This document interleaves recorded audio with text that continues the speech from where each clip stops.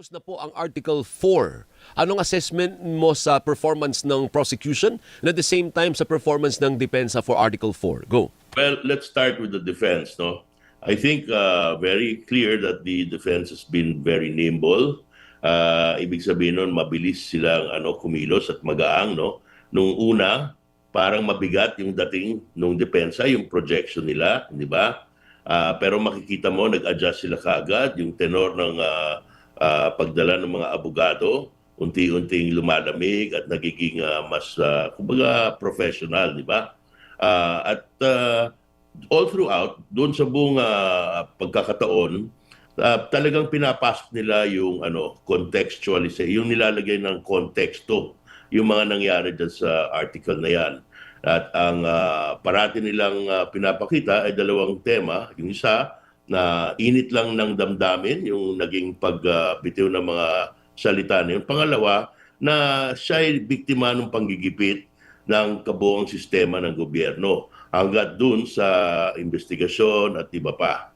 Okay? Now, yun ang nakita kong very clear sa intensyon ng depensa.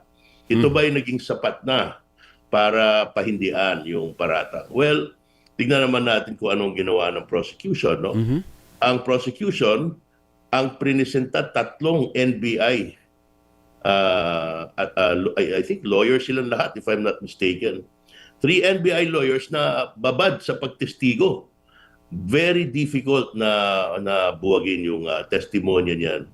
Mahirap din sirain yung credibility niyan. Kasi yan, official function yan nila eh. Opo. Diba? Ang punto lang doon, I think yung iba sa kanila, kasi matagal na ito nung mangyari. So yung, I think most, if not all of them, wala na sila talaga doon during that time na nangyari yan. Opo. Hindi na sila sila mismo ang nag-imbestiga. Pero Alvin, hindi gan ka-importante yung punto na yun kasi based on records yung kanilang mga tinetestify, no?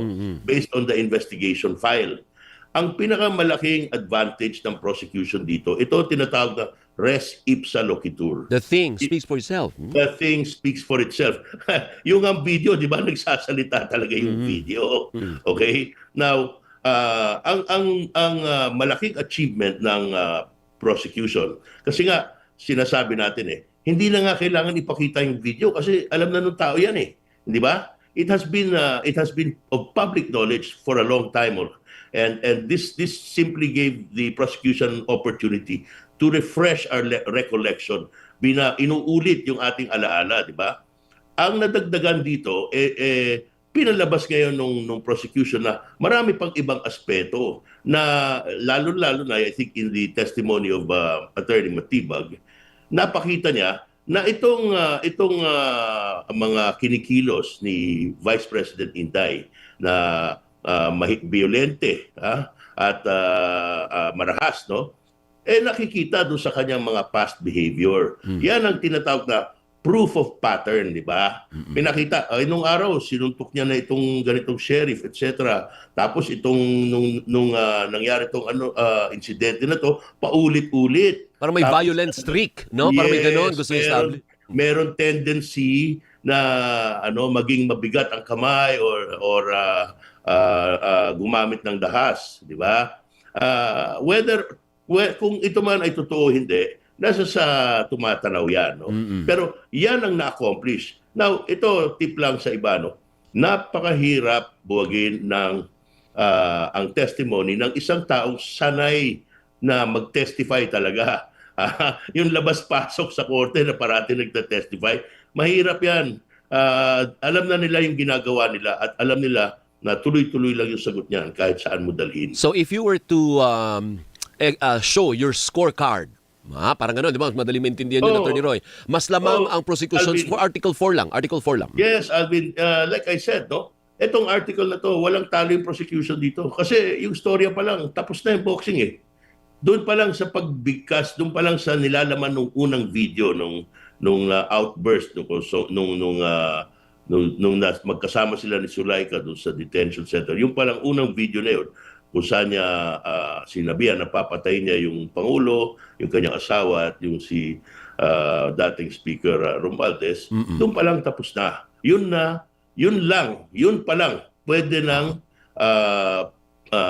imbestigahan or pwede nang gawin pagbasihan kung ito ay impeachable offense. Ngayon, walang question, panalo yung prosecution dun sa nilalaman. Sa presentasyon, makikita mo ang pagkakaiba ng mga style, di ba? Yung mga nakita ko, meron daw yata nagko-comment para daw Professor Siligutan. Yun talaga ang gusto nilang ipakita. Nakita mo si Jokno, ganun din ang style, parang nagle-lecture, malumanay, di ba? Unti-unti ang pag-explika para maintindihan ng tao. Precisely, ganun yata yung pinili nilang estilo kasi nga, hindi naman lahat ng nakikinig dyan sa paglitis niyan, abogado. So, para mo talagang tinuturuan, no? Now, that does not mean na hindi naman mabisa yung sa depensa. Kaya lang, nakita natin na from day one, unti-unti sila nag-adjust ng style ng presentation. So, okay rin. Good points for the defense. Pero dito, hands down, kumbaga. Prosecution. Walang kaduda-dudang lamang. Ang problema na lang, nakuha ba yung boto? Okay. Ang problema napabaliktad ba yung ayaw maniwala? Yan ang tanong. Attorney Roy, Katrina Domingo po dito. Hi, Attorney, Katrina. I think much of the comment na parang professor si Attorney Ligutan sumurface o lumutang nung time na ang katapat niya ay si Attorney Narvasa because nagmukha daw na estudyante niya si Attorney Narvasa. Do you think na merong mismatch sa pagitan so far ng prosecution at ng defense in terms of their performance sa Article 4? Well, no. I guess that it depends kung sino tumitingin, no. From a technical standpoint, walang problema. Pareho naman may nilalaman yung mga sinasabi. But kung pinag-uusapan natin, sino ba nakakakonekta sa audience? Sino ba yung may mas malinaw na presentasyon na mas naintindihan ng pagkaraniwang tao? Well, I would have to give it to the prosecution. Tama naman kasi yung posisyon ng defense.